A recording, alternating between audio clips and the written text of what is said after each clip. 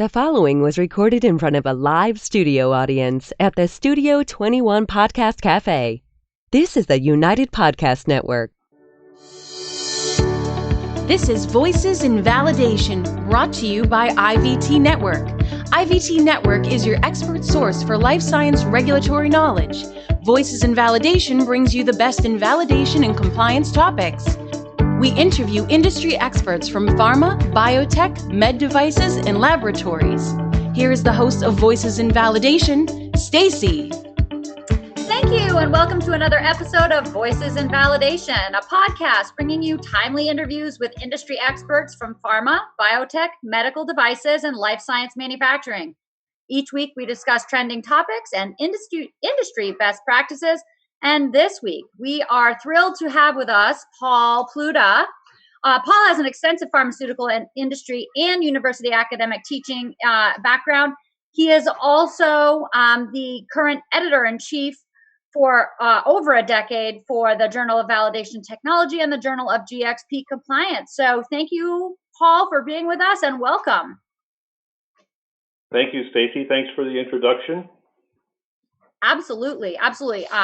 I am thrilled. I've had a chance to work with you on many projects, but this is the first time getting you on the podcast, so I'm excited to have you today. I wanted to talk more about the IVT network and kind of how it's progressed over time, and you are the perfect person to do that with. So if I may, for our listeners, IVT has been around for more than 20 years. As its name suggests, the purpose of IVT has always been to provide learning, networking, and industry growth opportunities for professionals in the validation and compliance space. Over the years, many things within the industry have changed, but IVT continues to work to expand the knowledge base for those working in FDA Regulated industries. So as I mentioned in my intro, today we're going to talk with Paul Pluta. Again, he's the editor-in-chief of JVT and GXP, two journals with IVT. And Paul, you've been with IVT for more than a decade, as I mentioned. Starting out with meetings and two journals, the network has grown tremendously. Can you tell us why IVT launched at that time and what kind of need was there in the industry? Sure. Well, the short answer is IVT responded to the industry needs, the pharmaceutical industry needs. And so let me tell you a little bit about the history, and you'll see it all makes sense.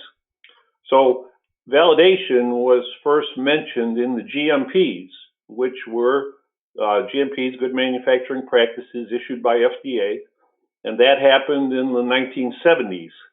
Well, they mentioned validation, but they didn't say what it was, how to do it, any of those details.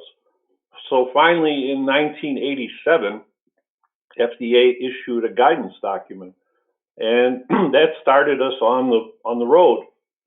So IVT happened in the mid-90s, and first started meetings, and then excuse me, pardon me. Then came the journals. So mid-90s to now, so roughly 25 years, and back then. Validation people are a practical bunch. They're interested in how do we do things? What's the bottom line? These are all industry people. So how does industry validate? So the emphasis was on practical solutions to things and learning how to do things, how to meet FDA requirements. And so that was the focus. But what IVT did was provide an opportunity for industry, regulatory, academic, networking, people to get together both by attendance at the meetings and reading the journals. Excellent. So that's the quick answer to how IVT started. I think it's such a valuable platform because a lot of times in many industries, not just in the greater pharma industry, but in many industries, folks get to a certain level in their field and they no longer have opportunities to network or to learn from their peers. And so in addition, obviously, to all of the educational resources that IVT provides, I do appreciate the networking opportunities that come from that. So thank you. So you mentioned 2 different journals, and obviously in the intro, I did let listeners know that you are editor-in-chief for both the Journal of Validation Technology and GXP, 2 different journals, each with an audience. Can you describe for the listeners the differences and similarities in content, as well as the audience needs at the time, like why 2 different journals were launched almost simultaneously? Sure. Well, validation started with manufacturing, and specifically with sterilization and sterile products. So that was the focus at the start. So JVT was first, and JVT focused on pharmaceutical manufacturing and then eventually evolved into device manufacturing, but it was manufacturing oriented. So we're dealing with operations people, engineers, primarily engineers, and all the other associated groups connected with manufacturing. Now, the GXP journal, it was actually called the Journal of GMP when it started, and ultimately it evolved into GXP, meaning X, meaning all the different good practices that happen. You know, we have good engineering practices, good tobacco practices, good shipping practices, all that now. Right. Anyway, so JVT was manufacturing, GXP was quality assurance. And now, of course, the scope of these journals has expanded tremendously because, for example, validation has been redefined by FDA to include a life cycle approach. So you have the planning that goes into a product, the actual validation, and then the post-validation monitoring. So whereas before validation was kind of a 3-lot job, now it's a life cycle. And this life cycle approach has been applied to literally everything in pharmaceuticals. So you have planning and development, doing things, and then following up to make sure it's working. So the scope of both validation and quality has greatly expanded, and the journals have expanded their content in the same way. Sure, that makes sense. It seems to me that validation and quality work hand in hand, even though there are two maybe different focuses in terms of what you're doing. They need each other. Yes. Absolutely. Yeah. So, absolutely. Is it fair to say that many of your readers are reading both journals, or do you find that many stick to one or the other? I think a little bit of both. The thing that quality people need to know everything, right? And so the scope of GXP is much broader. I would say validation people are really the manufacturing people, but as I mentioned before, whereas in the old days manufacturing was kind of like, okay, we make it. Right. Now, manufacturing says, well, how do we make it? What's the rationale behind making it? What's the reasons for it? What's the science behind it? And then after we prove it works, we're going to follow up and make sure it continues to work. And that's the FDA expectation in the life cycle approach. Sure. So exactly. Anyway, all that is integrated between quality and validation. Which leads to some excellent articles being written each month. And I know that you rely heavily on authors from industry to create this content and also to review it, because every article that comes to you for consideration in the journals is peer reviewed and edited prior to publication. So having authors direct from the industry, I'm sure JVT and GXP have seen many different topics over the last 20 years and a lot of different perspectives as well. Can you share some of the more memorable topics or well-received articles? Sure. So, when I look at our articles, I think of it as very simply, it's how, what, and why. As I mentioned before, the original orientation was a practical one. How do we do things? Well, what do we do, and then how do we do it? Sure. Now we have to expand to say, well, why? What's the reason for doing this? What's the science behind it? What's the technical aspects? Is there any experimental data that says this is why we do things?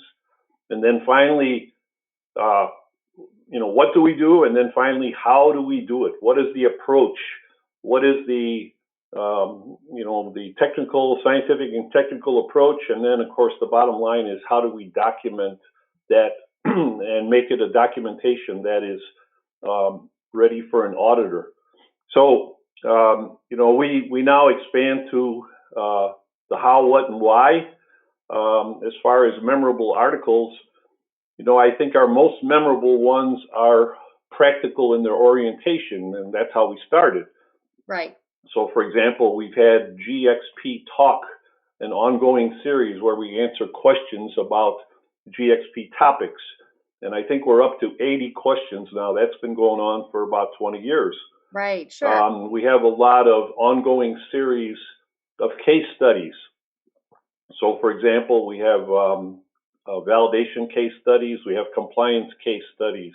We have something called Regulatory 101, which addresses regulatory topics. We have PQ Forum, which is how to write the PQ documents in validation. And so that's about 15, a series of 15 articles. So we cover a lot of things. Now, more recently, we've got involved with some universities, and they've given us theses, papers written by student thesis, so in master's programs or PhD programs. So that's helped us with the why part of our content. Now, most recently, compounding pharmacies are in the public knowledge, right. Going back to the New England Compounding Center. So now we have compounding pharmacies, which are kind of mini manufacturing, which are required to follow GMP rules. So we have a new set of readers that need to know about GMP and validation and so forth. So the scope is great and expanding. Yeah, it widens. And I think as new people come into the industry, as new technologies become integrated into the manufacturing and development processes for pharma, that, it just broadens that audience, I would think. Absolutely. In the old days, we had manufacturing. Now we validate the shipping of things, for example, refrigerated vaccines and so forth. The FDA wants to know how are you confident that when you ship from China to Europe to the U.S. that the shipping controls are good. So all that is part of the expanding scope of validation. And validation covers, if I might add, cleaning and sterility. IT and computerized systems are included in validation. Obviously, the processes may be different, but they still are going through that same validation and then compliance expectations. So it's almost like every department in throughout pharmaceutical manufacturing is touched somehow by validation and compliance, wouldn't you say? Absolutely. And, we cover all those things. And then you asked before about memorable articles. We had a series on risk about a year or so ago, and it was around 10 or 12 articles all on risk. Everything is risk. So everything you do in validation has to be adjusted based on the risk involved to the process. Right. And that was a memorable set that has global distribution. Definitely valuable. So we do all those things. Right. So fast forward then a few years, and IVT over the last 2 decades has evolved into an online platform with, of course, the journals, conferences, webinars, podcasts, which we're doing today, blogs, and a host of other resources. I mean, I know you have templates and different protocols that people can download. So in your mind, what keeps IVT relevant to its members and to the industry as a whole? Well, I think the answer to that is the integration of all these methods of learning and methods of conveying information. It's kind of like back in the old days of teaching. Let's say, well, how do people learn? Some people learn best by listening. Some learn best by reading. Some learn best by doing. Sure. So I think IVT offers all those possibilities. We have the journals, so you read the content of the journals. We have meetings, so you hear the speakers present things. We have podcasts, so people give sort of an learn informal. On the go. Right. We have blogs, so those are another, sort of a mini version of a presentation. Right. So our clients, our reading public, our people that we interact with, they can sort of choose which is the best way to learn and gather information. And of course, all these things, especially the journals and the meetings, lead to networking, and the networking leads to phone relationships and email relationships, and I get emails literally from all over the world from people that I've met at meetings or who have read things that I've written, Sure. or who are subscribers to the journal, and so it's an integration of all these methods of providing information. Excellent. I wanted to step back for a moment because you mentioned working with universities, in particular the Technical University of Dublin, and I know IVT has established relationships over the years with many different universities for working with their master's level and their doctoral level students on developing content and sometimes guidance documents and different protocols. And so, not just TU Dublin, but Temple, Purdue, some very well-known universities. What value do you think partnering with academia brings to the IVT network?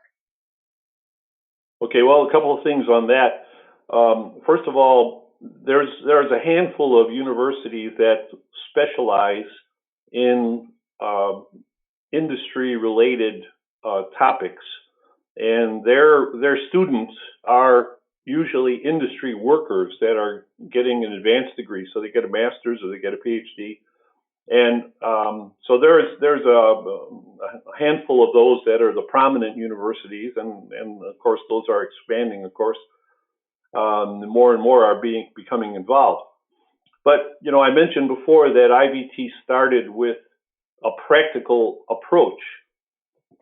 And back when I started all this, I realized, well, we need a higher level, a greater depth of content. And so thus, where do you get more science and more technology except going to universities? So I established some relationships with Dublin, Technical University of Dublin, or Purdue has a big industry program. Temple has an industry program. University of Illinois has something with biotech. And so these schools have their students either write papers for us, or some provide papers as an alternate to writing a thesis, and we publish them. So we've done mostly with Dublin, right, who has a validation and quality program. We recently did one with the university in Macedonia.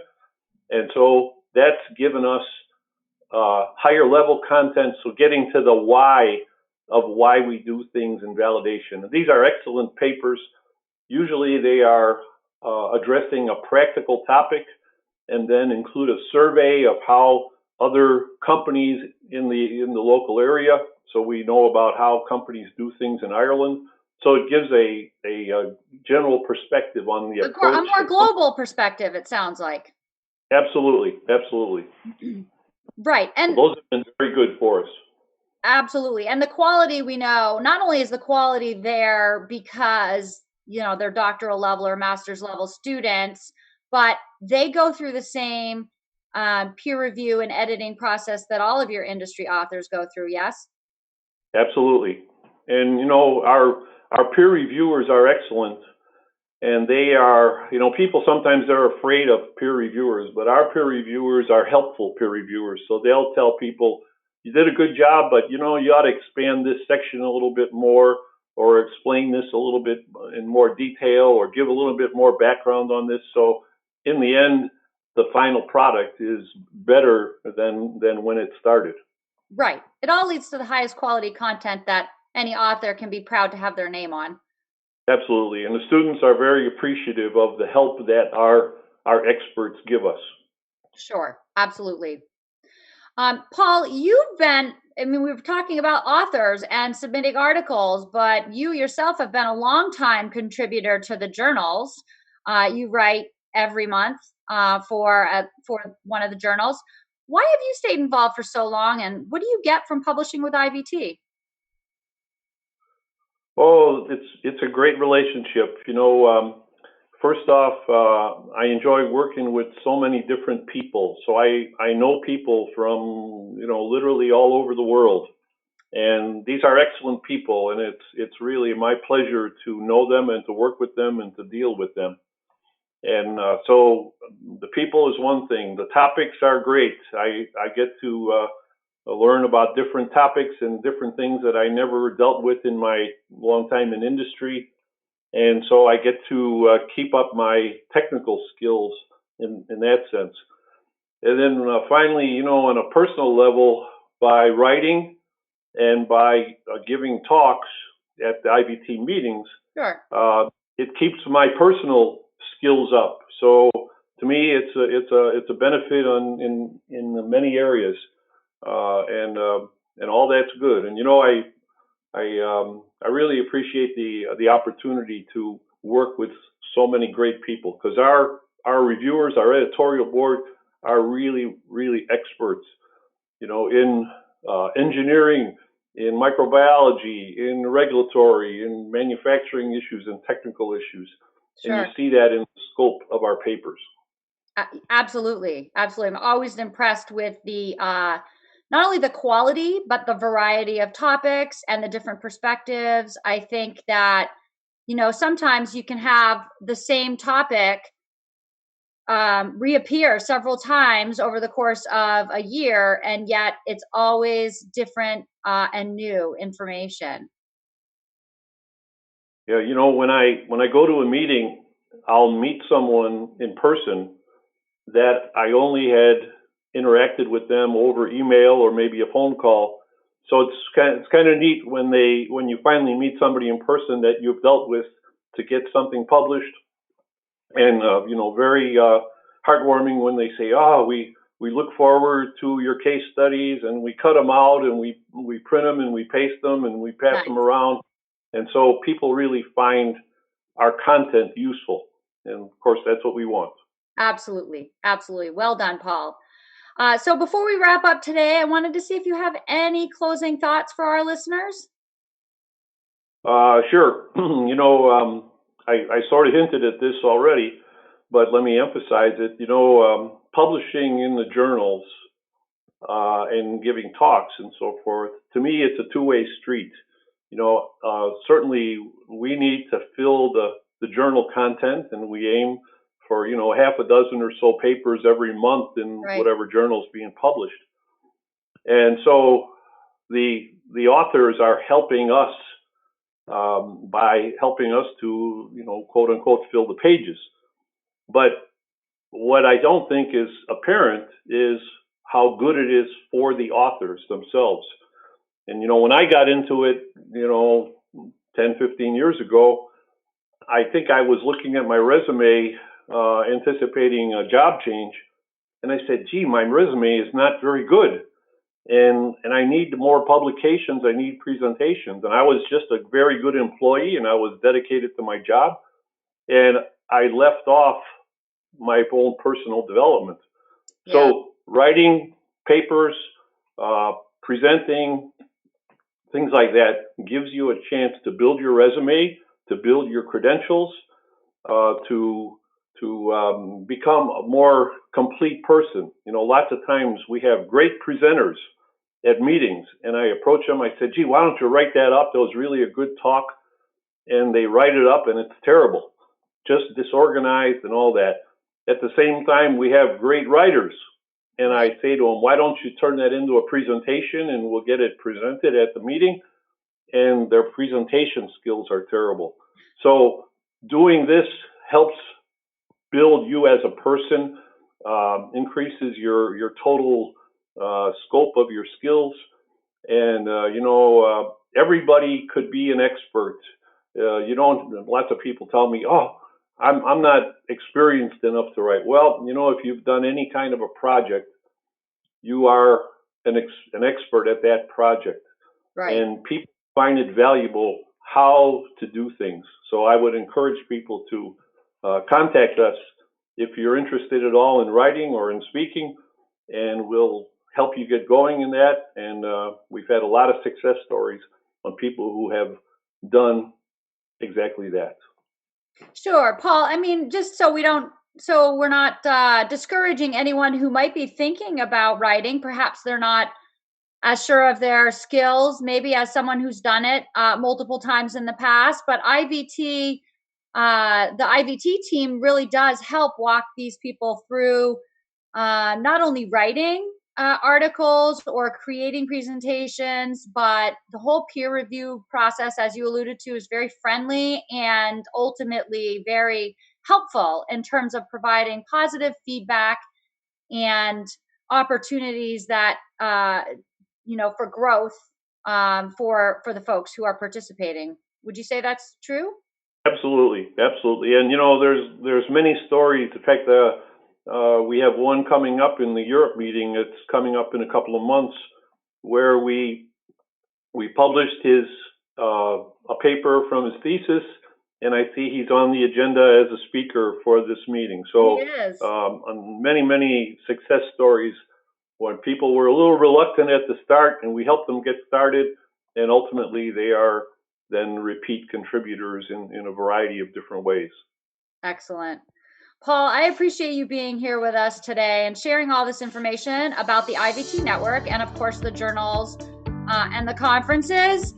For our listeners, if you are looking for additional information on ways to get involved with the IVT network, you can certainly do that by visiting www.ivtnetwork.com. And for our listeners of this podcast, we are going to offer a free trial, 30 days free to look around on the website, download resources you might like, review all of the different journal articles going back at least a decade. And so you can find that code in the show notes following this podcast. So thank you again to Paul Pluta for taking some time with us today. It was great to have his insights. Thank you also to our producer, Ed Sullivan, and the Studio 21 Podcast Cafe. I also want to give a big shout out to all of our valued listeners. Remember, if you like Voices in Validation, we encourage you to subscribe in your podcast player of choice so you never miss an episode, and share it with your colleagues and online networks. For more information on the podcast and links from today's show notes, please visit www.ivtnetwork.com, and we'll meet you back here again next week with another great interview. Until then, make it a great week.